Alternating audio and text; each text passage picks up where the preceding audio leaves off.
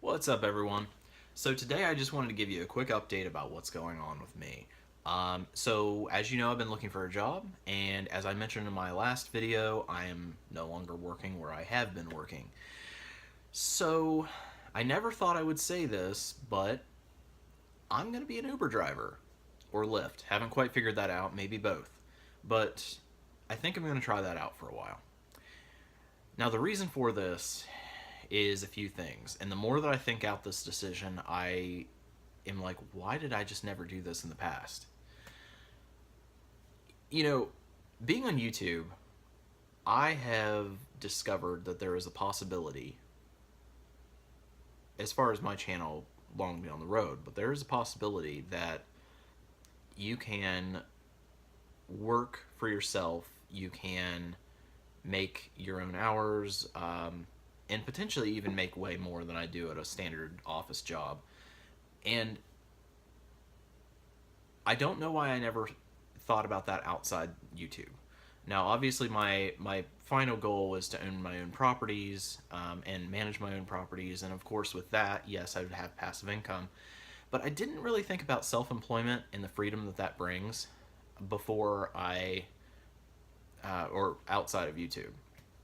So let me tell you how this developed. So about 2 weeks ago or so, not even 2 weeks ago, I went to look at a car, and on my Uber ride back, I started talking to my driver. And I explained to her, hey, I've been without a car for a month, and now I'm no longer working at my job. So now I'm in this weird situation where I need to get transportation to go to interviews and go get a job, but I can't like get a car loan or anything. I can't get approved for payments because I don't have a job. So I was trying to figure out what I was going to do, and it had only been a day and a half or so since I left my job, and I hadn't quite figured things out yet. Well, that is when Uber solved all of my problems. Uh, or so I thought. I'll get to that. So I have actually been signed up to drive for Uber for like 2 years, but I've never taken a trip. I've always just been a rider. And the reason for that is because when I had my car, I did not want to put the extra miles on it. I looked at Uber as just basically taking equity out of your car because you're going to have to do you're going to pay a lot more in repairs. You're going to have to get oil changes faster. You're going to everything wears out faster. I just looked at it as you're not really coming out ahead. You're just pulling the money that you have in that car right now, taking it for now, but you're going to have to pay it back in repairs later and eventually buying a new car. And I knew that I couldn't afford to buy a new car. I knew that I needed my car to have as low miles as possible to keep it reliable. So I never really seriously considered being an Uber driver because of what it would do to my car. And the other side of it too is while my car is fairly organized, I don't have a lot of stuff in it, it was never very clean. I swore to myself like every spring I was going to have it detailed, and I never did. I don't know. I always have a gross car. I can't help it. But that was one of the things that Uber used to be super strict about their rules of having clean cars. And I'm like, one, I don't want to be cleaning my car all the time. And two, it's really expensive to have your car detailed. So, I mean, this just isn't going to work for me. Well, a few things have happened. Number one, my car, at least last year, was the oldest possible model that you could have and still drive for Uber. But they lowered that. It was like 2008, and now it's 2002. And if you drive just for Uber Eats, it's like 1996. So that requirement's taken care of. And also, I've been in a lot of Ubers lately in the last couple months, and a lot of them are not very clean. It doesn't bother me that much, but it's like, you know, if someone were picky, it would bother them, right? So apparently Uber doesn't enforce that rule. And those were my two big hangups.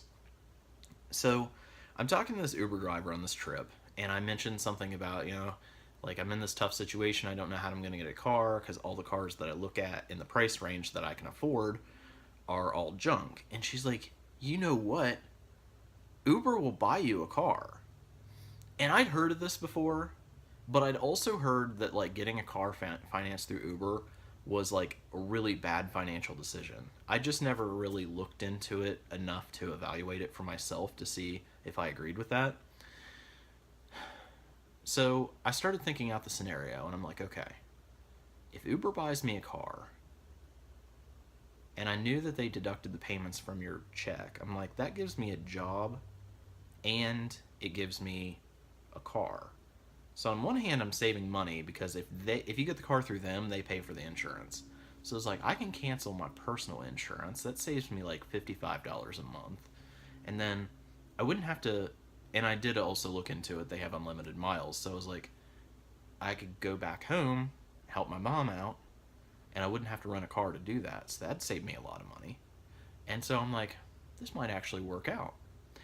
I look more into it, and come to find out, just 2 weeks before uh, this, I found out about this, Uber discontinued that program. Basically, they were losing a ton of money on it. So they discontinued both their option where they would buy you a car and it would be deducted from your paycheck, and they also discontinued the option of leasing you a car from a dealership. So I, for a few days, was on this high of, I got my life figured out. I can't believe it. This never happens. And then found out about that, and I was so bummed. So, guys, I can tell you I have explored every option, and I have made it work. It's a little less profitable than before, but it's still going to work for me. I've watched so many YouTube videos about what Uber drivers make and the fees that are coming out and how to do the taxes on them, and I think I'm caught up on the subject now. So here's the plan, and then I'm going to go back and I'm going to tell you how I'm going to do this. At my job that I just quit, I made $118 a day, pre-tax. So it's a gross amount. And that was not including bonus and commission, but that didn't amount to much each month. So with that, I'm thinking, well, what if I made $200 a day? And then I calculated that up, and I'm like, oh, whoa. Like, if I made that much money every year, holy crap. So we still have the issue of, number one, I don't have a car, and number two, if I did get a car, it's going to be a pretty crappy car, and can I trust that for Uber? If it's going to be super high mileage, how long is it going to last if I put a lot of money on it, or miles on it for Uber? So I look into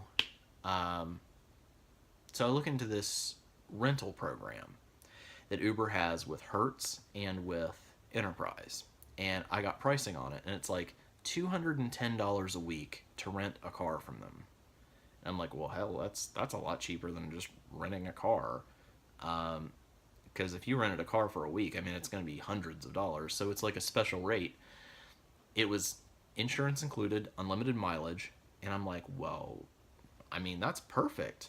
Because I was planning on making $200 a day. Well, what if that first day pays for my rental, and then all the other days I work, I mean, that's my pay, that's my profit.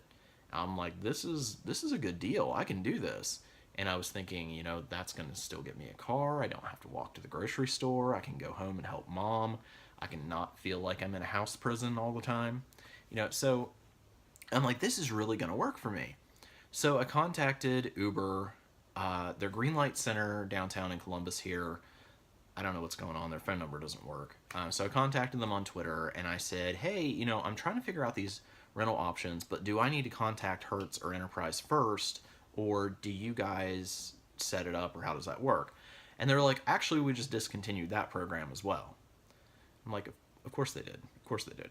So apparently they were losing a lot of money with that, and they do still have that option in some cities, but not every city.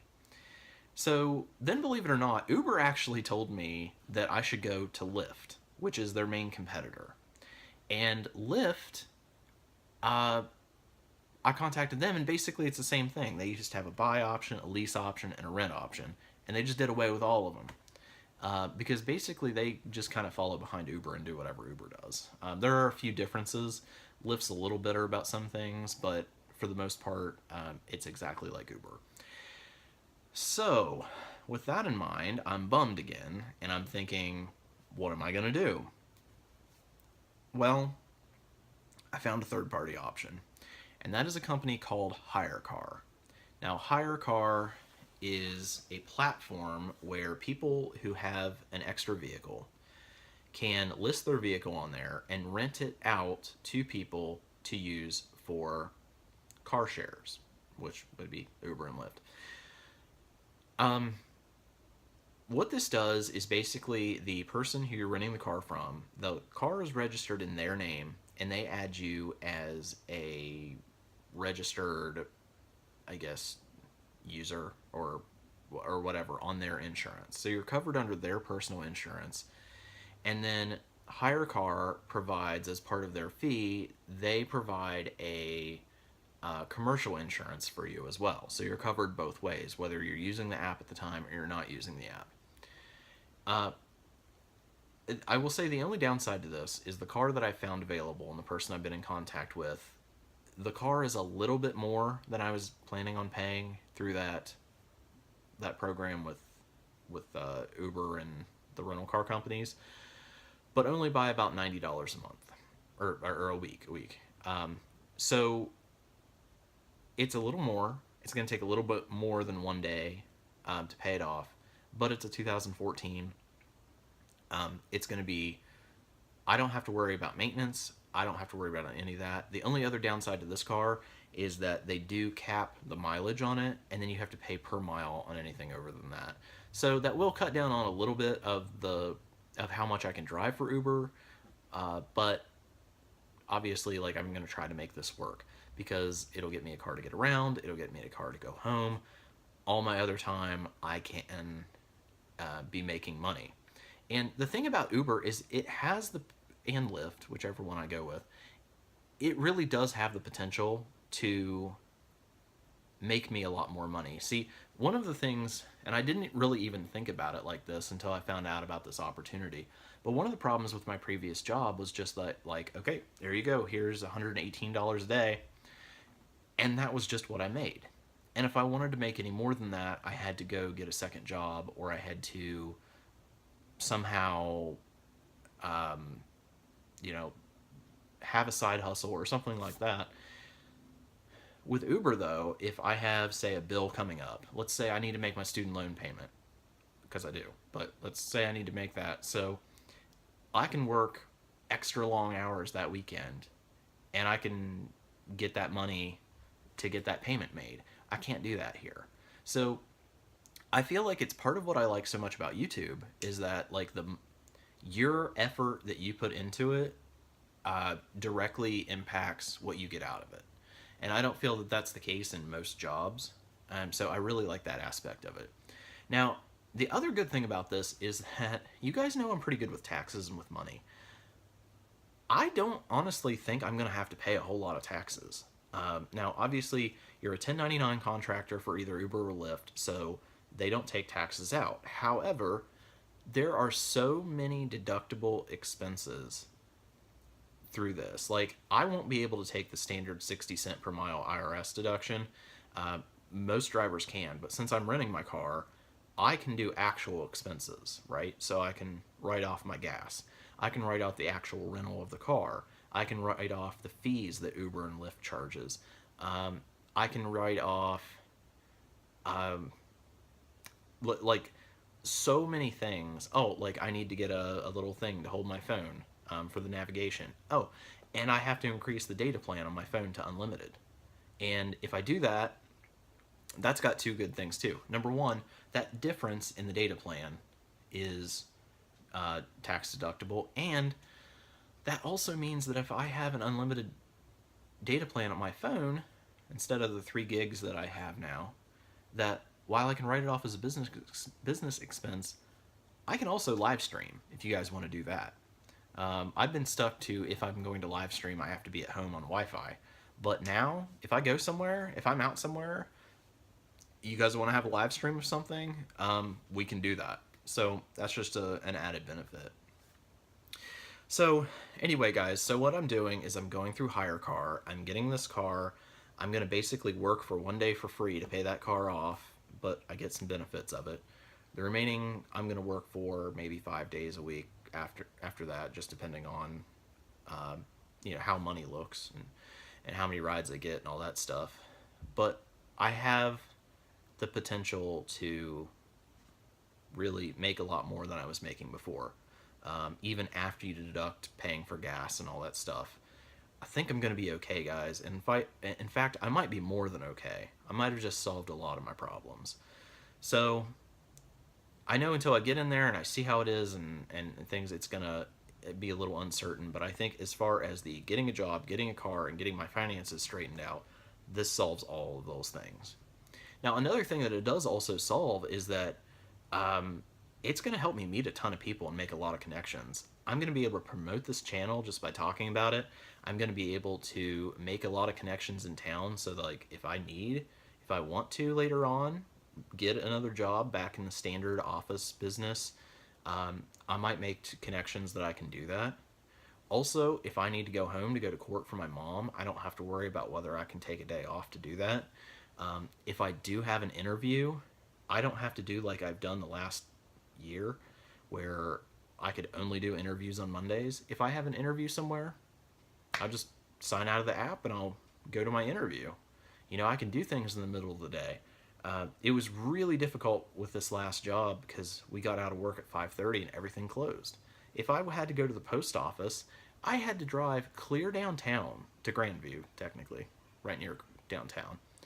Clear downtown and back to mail a letter.